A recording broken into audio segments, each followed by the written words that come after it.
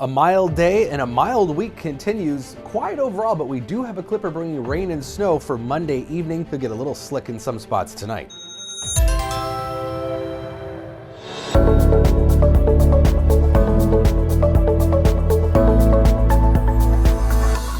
So the mild weather of the weekend continues this week, except it's going to get even warmer. Above freezing today, and pockets of central and northeastern Minnesota that will stay just below freezing. These are the areas in blue, and that will matter because those areas could see some freezing precip as we head into the evening hours. Windy today too. Pretty tight squeeze on the atmosphere ahead of this clipper system that is bringing the moisture and not really drawing down any cold air with it.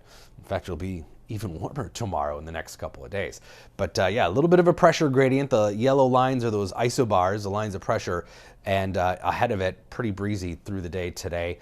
And then breezy tomorrow too out of the west, but the winds won't be quite as strong. But the biggest thing out of this clipper is going to be this little bit of precipitation. It's developing in southwestern Minnesota this afternoon and then expanding east. Rain and snow showers across most of east central Minnesota and then up the North Shore into the evening hours. And we're going to have to watch for the potential of a very narrow swath of some snow bursts that could actually accumulate a little bit more than in most areas.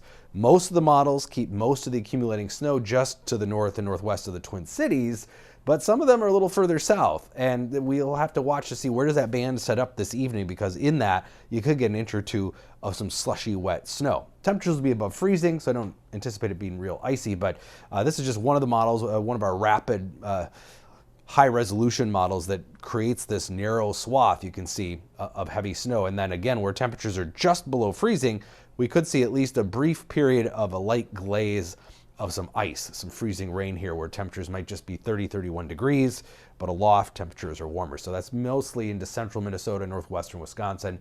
And then behind this system, it's mild still tomorrow, upper 30s on Wednesday.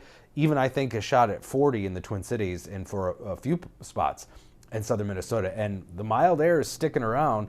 6 to 10 day outlook from the Climate Prediction Center calls for really high odds of above normal temperatures.